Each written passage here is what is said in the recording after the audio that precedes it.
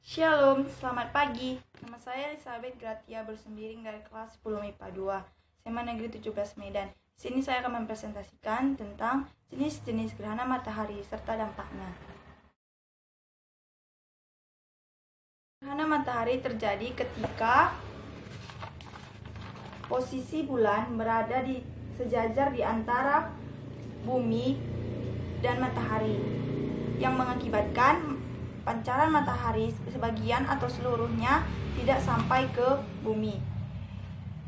Di pancaran ini terdapat dua bagian, yaitu bagian umbra dan penumbra. Umbra adalah bagian pancaran inti bulan, dan bagian penumbra adalah bayangan kabur dari bulan. Jenis gerhana matahari yaitu satu, gerhana matahari total atau yang disebut dengan gerhana matahari sempurna, terjadi jika permukaan bumi tertutupi oleh bayangan umbra dari bulan.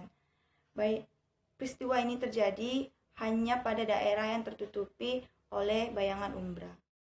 Dampak dari gerhana matahari total: 1. Mempengaruhi gravitasi bumi dengan cara menghambat pemanasan dan proses ionisasi di lapisan ionosfer atmosfer bumi. Yang kedua, bisa merusak mata. Tidak bisa dilihat dengan mata telanjang karena dapat merusak retina mata. Yang ketiga, berdampak pada sistem tenaga listrik yang menyebabkan menurunnya produksi tenaga surya. Yang keempat, terjadinya pasang surut bumi yang mengakibatkan terjadinya daya tarik planet ketika posisi bulan dan matahari berada pada satu garis. Yang kelima, mempengaruhi perilaku satwa. Secara umum, respons satwa-satwa memang menunjukkan perilaku seolah-olah saat waktu sudah senja atau malam. Yang kedua, gerhana matahari sebagian.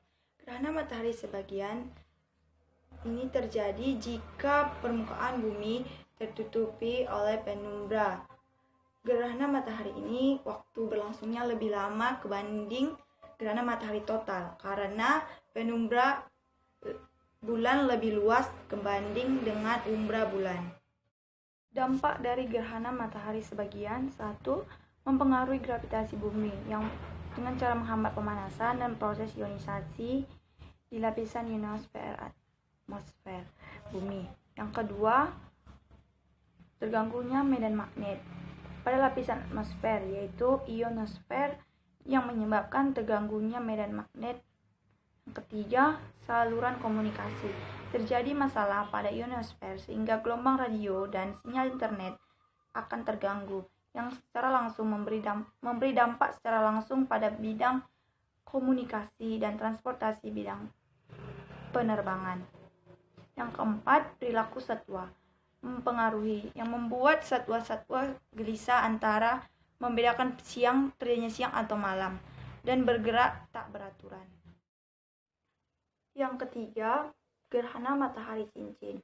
Gerhana matahari cincin terjadi saat bulan berada pada titik jauh dari bumi, sehingga pada kedudukan ini kerucut umbra bulan tidak cukup untuk menutupi bumi, tetapi perpanjangan dari umbra bulan yang menutupi bumi. Dampak dari gerhana matahari cincin yaitu mengganggu sistem telekomunikasi, yaitu dengan cara sinyal telekomunikasi terganggu karena kurangnya cahaya, yang menyebabkan ionisasi mengalami penurunan, padahal ionisasi sangat berperan mempercepat frekuensi telekomunikasi.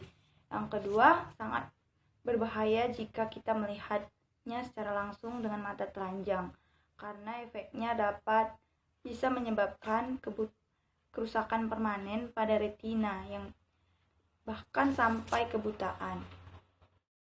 Demikianlah presentasi saya. Bila ada salah kata dan penjelasan, mohon dimaafkan. Sekian dan terima kasih.